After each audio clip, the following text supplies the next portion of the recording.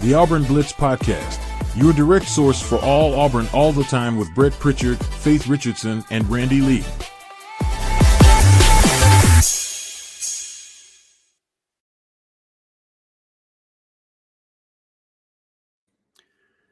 What's up, everybody? Welcome into the Auburn Blitz Podcast here on a Monday morning. We are so glad that you have joined us wherever and whenever it is that you join us each and every day here on the Auburn Blitz and making Auburn Blitz part of your daily Auburn athletic intake. Our Auburn Blitz Podcast brought to you by the Glenda Mitchell Law Firm. We're so glad to be part of their team. And again, if you need anything as far as legal attention, if you're in a car accident, you need to go check out Glenda Mitchell. She's a fighter for you. She'll hold insurance companies accountable, and that's all you can ask for in this world now. So make sure you call on Glenda Mitchell. Glad to have my good friend Jason Caldwell here with me on a Monday morning. Jason, good to see you today. Yeah, good to be here, and got a good start to what looks like a good weather week. So we'll take it for sure. I'll take it. Like, want the mess to get out of here. Want to have good weather. I'm all about an early spring, so get that other junk out of here. Jason, obviously, we're going to dive into a lot here in the next 30 minutes, so we want to get down to it. Baseball sweeping Youngstown State. I will definitely get your thoughts on that because, again, I say it all the time. I think you cover baseball better than anybody that covers Auburn sports, so definitely want to get your take on the sweep there for Auburn to open the season. Different ways and different things of how this football team is going to look going into spring. And I think it's all different.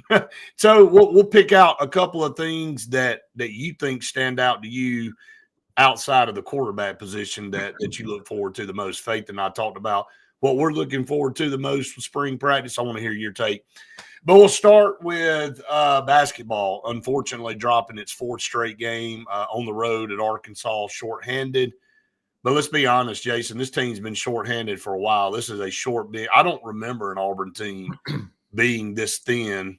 And, you know, frankly, it's pretty impressive that they've won what they've won. They're 14-11, 5-7 in league play. You know, they went on a win streak there, but now they've gone on a losing streak here with, you know, the rest of this season, 6 games left.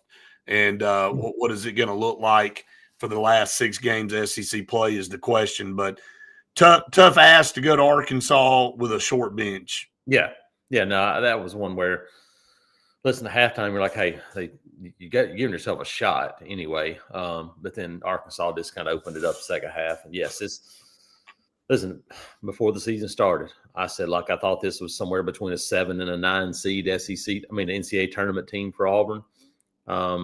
That's about where they are at this moment.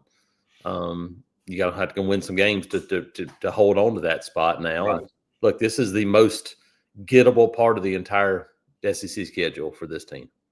Now, can you get Keyshawn Hall back? Because obviously, without him, this is an already limited roster is even more limited. Because that's the thing about this one. Listen, you had to go build an entire team, and yes, that includes Tahad Pettiford. Because even though he's back, you had to go give him money to stay, to keep from being in an NBA draft. So you, in essence, had to re-sign him and then sign an entire roster. You know, people who say, "Oh, look at Michigan." Michigan has 4 guys back that played a lot of minutes last year, and then added 4 really good players to it. Very similar to what Auburn did last year. Same thing. You know, you go like, look, you get a base in place, and then you add pieces around it. To have to build an entire roster, look, this was going to be a limited season. And I don't care, and I've said it before, I don't care if Bruce Pearl's coaching. I don't care if Mike Krzyzewski's coaching. This team just had its limitations, and it does. And I said, look, it reminds me a little bit of 2019 in that, look, that team ended up making a run, but everything fell into place for them. They got better and better and better. This Auburn team had done that. They had gotten better and better. And then since the Florida game, even the Alabama game, I thought they just ran out of gas defensively, but I thought they played – I mean, they scored 92 points. Right. And now it looks like they're dead-legged. Now, Tahad is playing well, and you got that on the screen. He's doing his part. I thought Keyshawn Murphy was incredible Saturday doing his thing. But they're just not enough touches for paint touches for this team right now. And they're not big and physical, but they're also not a team that needs to be shooting a bunch of threes. Well, it's something I said several weeks ago that everybody needed to be concerned about. Not that I was trying to go down a negative path, but I was, when Auburn was in the midst of that streak, I said, look, this is a marathon, not a sprint, and you're only playing 6, 7 guys, and really of the 6th and 7th guy, you're getting 10, 11 minutes out of. Yeah. You're expecting the impossible coming down the stretch. In this league, first of all, it's brutal in basketball, period. But then you ask that of guys in the SEC, you're asking the impossible. And it's just, to me, that was the concern the whole time. Can this team last to the end of the year? That was what I thought would be the Achilles heel. And even though Tahad and Murph go out and have great games, again, the rest of the team basically was non-existent. 2 guys carried the team, and you're concerned about that. You're concerned that even late in these games, Jason, that you're not subbing the way the team you're playing is subbing, and you see guys get tired, and that hurts you on the offensive side, and it definitely hurts you on the defensive side. Defense is where the issues have been. And they finally kind of found a little bit of a rhythm defensively there for a few weeks. But it takes so much more energy to play defense than it does offense. And it's where you look and go, look, Alabama teams, things like that, like they don't make their hay defensively. They do it offensively, because if you play defense, I think back to kind of our time team, like Loyola Marymount, those teams did not play defense at all, because they knew, like, if we play defense at all, we can't play offense like we want to play offense. This is an Auburn team that needs to play better defense. And the thing now is, can you get, in my opinion, Philip Jovich mentally in a space where he can play multiple positions? It looks like that's what appears to me. Is look, he's learned the 5. That's where he is. Right. Because I think right now, if you could get Keyshawn Murphy, Jovich, and Sebastian Williams-Adams on the court at the same time in minutes, it gives you a different look. It might give you a little bit different take. They just can't do that. And so you got to figure out, especially if Keyshawn Hall doesn't return, then this team's in serious trouble, because there's just not a whole lot of offensive weapons outside of those first 2 you mentioned. Yeah. And the other part of that is like, look, Kevin Overton, and you can't go 1 for 13.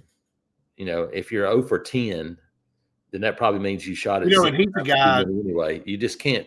Sooner or later, you got to go, look, I'm just going to pass. It's not my night. That's just too many shots to not have one fall, in my opinion. Yeah, and then you mix in, again, from a situation of frustration, Tahad for a few games had to sit. Now Keyshawn Hall's having to sit, and Stephen Pearl's been very vague about why they had to sit, but he's just made mention of distractions and disciplinary issues. And when you have a thin team and you lose your key player, obviously Keyshawn Hall, if Keyshawn Hall wasn't on this team, we wouldn't even be having a discussion about a tournament. No. Because he has to score 25 points almost every night to give Auburn a chance. And you go back and look at the pattern this year, and that's what it's been. And when he's had off nights, Auburn has struggled. Well, he was not available on Saturday, and you had 2 guys bearing the brunt of the entire responsibility offensively, and it just wasn't enough. And you just alluded to Kevin Overton. I love Kevin Overton as a player.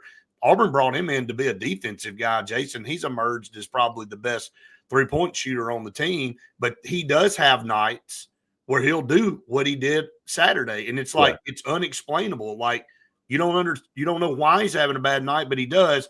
But back to the Keyshawn Hall thing, how long is this thing going to drag out? Is the biggest question. Yeah, that's it. That's it. You look up and you got 6 games left, and you start to look at it, and you have Kentucky at home on Saturday. Yep. But Auburn at home, that's a winnable game. Kentucky has, they've won games, but they haven't been They're not a dominant freight train. No. Look and go, of the 6 remaining games, the most difficult would be the last one in Tuscaloosa. But again, that's a matchup I think is favorable for Auburn, because it's an offensive game, and that feels like an okay matchup there. You go Mississippi State on the road. I mean, they played good the other day, but they haven't been great. Oklahoma's gotten better, which makes that one a little bit more difficult. But you get Ole Miss at home and LSU at home, and so you got 5 SEC wins now. Ole Miss and LSU, those have to be layups for you. Yeah. So if you get to 7 with those two, I think 8 gives you a shot. Right now, they're still saying Auburn as an 8 seed. Right. If you're 8 and 10 in this league, and you played Arizona and Michigan and Purdue, and you beaten St. John's, and you beaten Florida on the road, and you beaten Arkansas at home, that's probably enough. But you don't want to leave it in the hands. I think you need to get to 9 and 9 to go, hey, look, there's no sweat at all, and so that means 4. So how do you get to 4 the rest of the way? That's 4 out of 6. That's, it doesn't look that daunting when you go team by team, but when you say you got to win 4 out of 6 in this league, that's daunting. And let's look at it. 5 and 1 the rest of the way out gets you to 10 and 8 in conference play, and 19 and 12. That's a sure bet. Yeah. 4 and 2 gets you to 9 and 9, and 18 and 13. That's a sure bet. Sure bet. Yes. 3 and 3 is where it starts to get dicey. It 8 and 10 in the league, 17 and 14. And then if you go 2 and 4, you may have played your way out of it. Well, I think you would be out of it, because you would be 16 and 15. You're not getting in at 16. You're 16 and 15, and it would take 14. Yes, this year. So I think 3 is a must. I think 3 at a minimum of the last 6. And you got Ole Miss and again, if you're looking ahead, you got a great chance Wednesday night on the road against Mississippi State. All right, it is on the road. It's 8 o'clock. Mississippi State is playing better, and again, but it's a winnable game on the road. It's not like you're going to Florida, which you've already gone through and won, but it's not like you're going to Knoxville. It's not one of those kind of trips. Then, like you said, Kentucky at home. It's going to be a war, but it's at home, and that environment needs to be better, Jason. Like, one of the things that I've had multiple people telling me over the last couple of weeks from the media up there is that the environment in Neville, and especially during the week because of the way things fall, it just hasn't been the same for whatever reason. And it needs to be the old Neville Arena from last year in times past, where every time the opposing team has the basketball, you can't hear yourself in there. But it hasn't been that way this year. Yeah, well, it's kind of like every other environment. The environment's as good as the team. That you're right. I mean, that's just it. I mean, listen, like, they've been really good at home when they did really good, and it's the same thing. Like, I heard somebody talking about Jordan-Hare Stadium the other day. Goes like, man, it needs to get back to being Jordan-Hare Stadium. Well, it's still been really good. No, it's been great. It haven't been good teams, and they still made people play them really tough to try to win there. Yeah. Run out there and see what would happen if it was half full. Correct. LSU was not a great home field environment when they weren't very good. Simple fact. But yeah, I think the team has to help. The team has to help the fans too. You got to go make some shots and get some momentum. Doing all those things are really important. But yeah, some big games ahead, and this is a massive Wednesday night game in Starkville, Mississippi, because you can't get to 5 and then have Kentucky come in and then puts extra pressure. I'm not a must-win kind of person, but this is as close as it gets on Wednesday night. No, I totally agree. All right, let's talk about some of our partners here on the program. We couldn't do it without them. Again, we appreciate the Glenda Mitchell Law Firm for her corporate partnership with us here on the Auburn Blitz. But Sensagreen, for air that's cool and clean, call on Sensagreen. They are the carrier experts here in the state of Alabama, saving you thousands of dollars on your installs, new installs of carrier units. Right now is the time to do it. Professor Greenback's giving you those deals. Proud supporters of Auburn Athletics and the Auburn Blitz podcast. Scout Program Management, a full construction management firm located in Birmingham, Alabama, serving the Southeast. They got multiple projects going on. I've watched these guys work in person. There's a reason you hire a program management company to come in and handle your project. They take you from the pre-construction phase to the finished product. Check them out, scoutpm.com. Bunkers in downtown Auburn. I know Jason and I both love Bunkers. It's an outstanding place. They had just revamped that place and sculpted it to be one of the hottest places in Auburn. If you don't get there early, you don't get in now. The food's great. The entertainment's great. They got 2 stages. They got 50 parking spots for you, so you don't ever have to worry about that. So go check out Bunkers in downtown Auburn. It is phenomenal. You will not be disappointed. And then we will be at the Kart Source on Wednesday, Alabama's premier golf cart superstore. They have all the best brands when it comes to golf carts. Easy Go, Cushman, Yamaha, Club Car, located in Dadeville, right there off Highway 280. When you drive by, you see 800 golf carts out there, and they'll move those things, and they'll get new ones in about every week. That's how popular they are. Go check them out if you're in the market for a golf cart. The Kart Source, Alabama's premier golf cart superstore. Jason, real quick on Tahad, 29, 21, 25 the last 3 games. That's more like what everybody was expecting from Tahad. The only other 20-plus point game he had this season was the first game against Georgia, where he had 25. And then since then, it's been a lot of single-digit games and then some 11-point games scattered in there with one 17-point game against Ole Miss. But this 3-game stretch, although Auburn hasn't won these games, it's looked better. That's a key. The other one was which game? The Georgia game, and they lost. What's their record in those games? They're 0-4. That's it. Yeah, good point. Good point. He can't have to be that guy for this team. Right. It's facilitating. we're talking about when this team's at its best, the assist numbers are up, Tahad's points are down. That's the way they have to play. And we saw the other night, just not enough touches for other guys. And again, he had to with no Keyshawn Hall, but that's too much to ask. That's it. And look, they didn't have much choice the other night. He had to score to keep them in the game. But when this team is playing its best basketball, Tahad's a guy that doesn't have to score 25 points. Right. And again, I didn't want to bring up a negative, but it's the truth. I mean, in those 4 games where he's had his 4 highest point totals, Auburn's 0-4. And again, I think you said it best. He's got to be a distributor, not a scorer first. He needs to score, but he needs to be a 12 to 15 point a game guy, not a 25 point per game guy. All right, let's shift gears and talk about football. Football coming up will be starting in March, right after spring break, Jason. And Faith and I have talked about the different ways this is going to look, all the way from coaching staff to a bunch of new guys and the structure, all of it. We're excited to see how this plays out. And obviously people are excited about Byron Brown. And so let's take that off. What are you most excited to get out there and see come spring football? Yeah, probably just the new look offensive line group. There's a bunch of pieces. Just see how they fit together. And we were not going to know. Listen, people want to know. I've already had somebody ask me, what do you think the starting offensive line is going to be? I'm going to go ahead and tell you right now, Tyler Hudnick, Coach Hoodie, is not going to know who the starting offensive line is until August. And it may be 2 or 3 weeks into August. You're just going to have to put pieces together, then put other pieces together.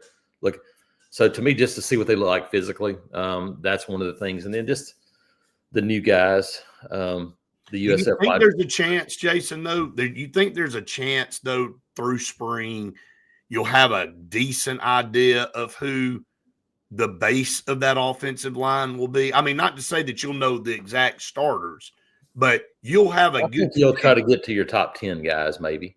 Yeah. And look, yeah. And you might know a couple of guys. Like I would say Cole. I'd say Cole Best already. You can go look. That guy's probably going to be a starter. Right. But yeah, I mean, yeah, I think you're going to keep this thing open because look, learning a new system, bringing guys in who haven't played together before. Like it's going to look much different after a summer than it does after 15 spring practices anyway. So right. Yeah, you'll get a base idea, but it's going to be a long way from any sort of decision making, in my opinion. Yeah, I think offensive line's definitely intriguing. Got a bunch of guys in there. Thought they went out and did a really good job.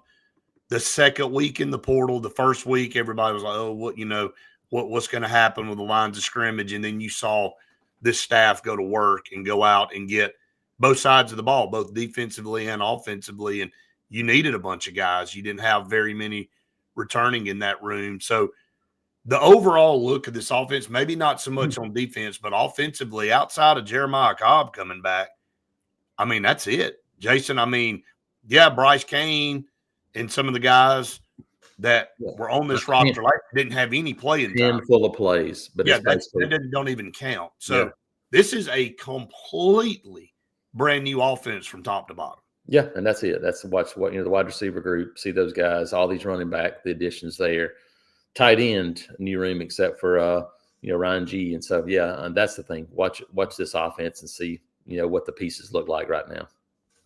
Justin said, "Is this a replay of the last 8 years of shows?" Always hinges on the offensive line, and it seems like it has for Auburn. And I think maybe that was the most disappointing thing of this past season, Jason.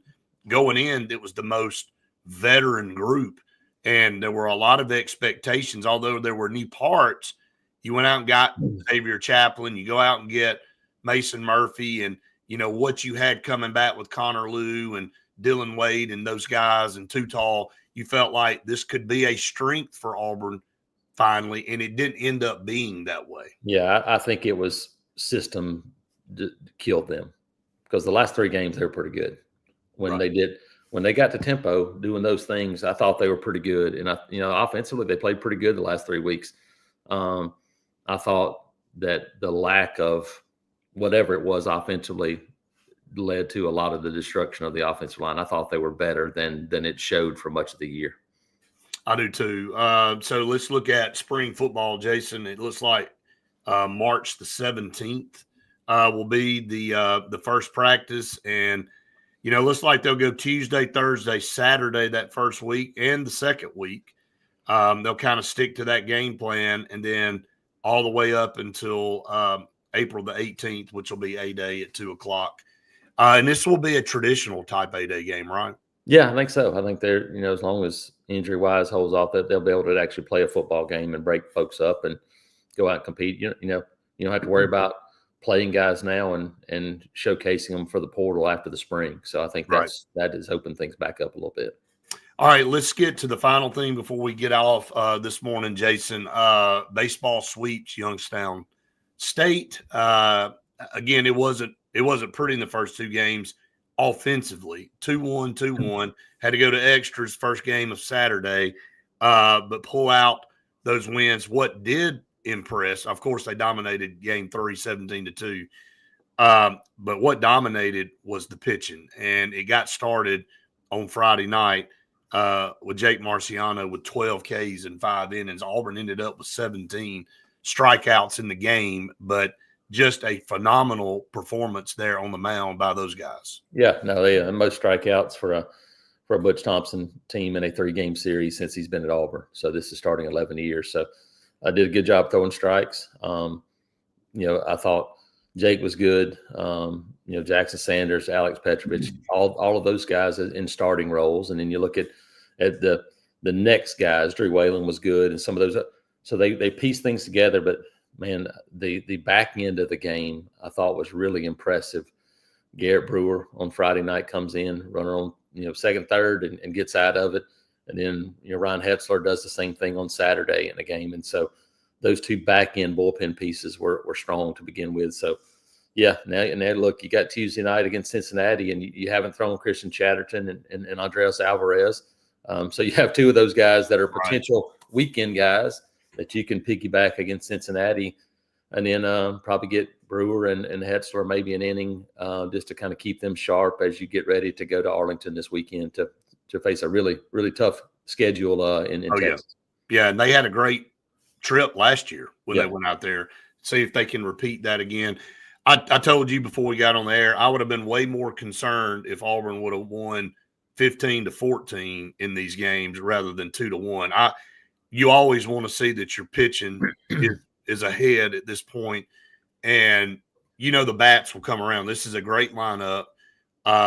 One bad thing out of this weekend was the loss of Chris Rim. Like, obviously, the cog of this team, one of the best players, if not the best player on this team, sliding into second, kind of got his leg bent back. Appears that he's going to be out for a couple of weeks. Yeah, yep. So see, hopefully the prognosis is what we thought it was on Saturday, which was a sprained ankle, like an inward sprain.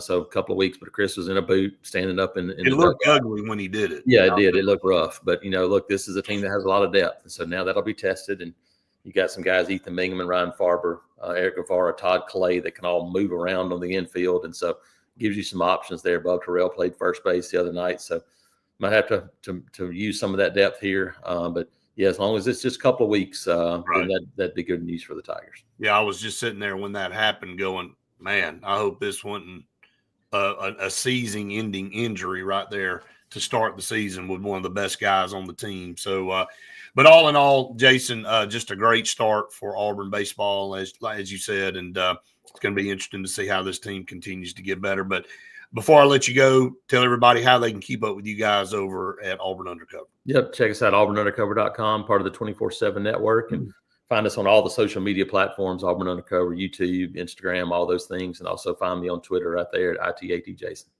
Jason, always appreciate it, brother. Appreciate you so much. Thanks, guys. Appreciate it. Absolutely. That's Jason Caldwell with Auburn Undercover. Does a great job out there, and especially with baseball. I mean, most of you guys know that. Had several of y'all requesting Jason on as baseball season gets underway, and we come through for you. We follow through what we say we're going to do, and there was Jason with a good report on baseball. Again, exciting to see what this Auburn pitching staff was able to do in 3 games, giving up 4 runs. Again, it was nail biters on Friday in the first game on Saturday, but hey, that's what you're going to get. Youngstown State came in and battled. You got to credit them.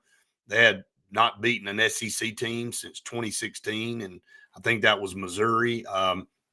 So they didn't go down lightly, and then, of course, they had run out of gas in that third game, and Auburn really just took it to them. And I think that's kind of what everybody was expecting there with Auburn, maybe in all 3 games. But again, in college baseball now, everybody's got good players, and all it takes is a couple of pitchers to go out there and really shut teams down. That's the great equalizer in the game of baseball. If you go out there and you got a guy that's hot and really throwing the ball well, they can shut you down and keep it close, and you can end up losing sometimes those close games. But Auburn was able to scrap it out and find a way to score a couple of runs in both those games and get a sweep to start the season. And as Jason said, they've got Cincinnati, and then they'll head out to Arlington, Texas, and it's a tough sled out there, just like it was last year. But I think this team will show up and obviously perform, because they are going to give you a chance every night with the pitching staff that they have. So, all right, let's talk about a couple more of our partners here on the program. We were at Russell Medical Center this past week. What a great place. What a great, clean, nice hospital with a great staff. Great doctors, great facilities, everything that you want in medical care. One of the top 3 best hospitals in the state of Alabama, and they're partnered with UAB Health. So that is exactly why you choose Russell Medical Center for you and your family's healthcare needs. Go check them out. They are in Alexander City. And Alex City Marine, boat sales, service, storage, and rentals. They've got it all. Center console. Saw Steven yesterday talking about the new line of these Blackfin center consoles. They are hot. People want them. And the weather, as it starts to warm up and get hot, people are going to snatch these off the lot. So if you are interested or in the market for a center console or a pontoon boat, now is the time to go get it. Now's the time to go talk about it. Great deals on these boats. And if you're looking for a bass boat or anything else that you might be interested in, Alex City Marine can take care of you. Check them out. Call them, 256-215-3474. Okay. Been a great show this morning. Again, appreciate Jason Caldwell for being part of the program, as he does quite often with us here on the Auburn Blitz. And again, a lot to cover. Auburn basketball will be back in action on Wednesday, so we'll be talking more about that. Desperate need of a win. I don't know how else to say it. You hate to say desperation mode at this point, but they are in desperate need of a win after dropping 4 in a row now, and looking at a situation where if you lose on Wednesday, then you got Kentucky coming in on Saturday. And, again, whether you like it or not, Neville Arena just hasn't been the environment this year that it has been in years past. And So Kentucky, not a superb Kentucky team, but it's Kentucky. And so, it's the outlive game. It should be a good crowd, should be, a good advantage for Auburn on Saturday. But again, if you lose to Mississippi State, you really put your back against the wall at that point, trying to make the tournament. I hear the toughest schedule in the country and all that stuff, but at the end of the day, the net ranking does count, but numbers don't lie. And I think Jason and I kind of nailed it. 3-3 is the magic number in the next 6 games. It gets you to 8-10, 17-14, and with the resume and the net rankings, I think that's enough to get you in. But you start getting down in the 2-4 range, you 7-11, 16-15 overall, you're probably going to be on the first 4 out. Would be my opinion. We'll see. We'll see how that all kind of plays out moving forward. But again, got to go get a win on Wednesday to not put yourself in a bad situation with 5 games left at that point, because at that point, you really need to win 4 of the next 5. And again, some tough ones. Even though Oklahoma's not been as good, you got to go on the road there. You got to go on the road to Tuscaloosa. And it almost makes the Kentucky game a have-to-win game at that point if you do not go on the road and beat Mississippi State. All right, again, thanks to Glenda Mitchell and her law firm for being our presenting partner here on everything Auburn Blitz. Every client gets Glenda's personal cell number. You deserve experience and dedicated support, and they will pursue the financial relief you need for your recovery. If you're in a car accident or somebody in your family is in a car accident, you want to know that somebody's out there fighting for you. And that's what Glenda Mitchell does each and every day for all of her clients out there. That's why she's the best in the business. And that's why you see her all over the place, because she will get you what you deserve. All right, that's going to wrap us up here on the Auburn Blitz here on this Monday. Again, reminder, the noon show every single day.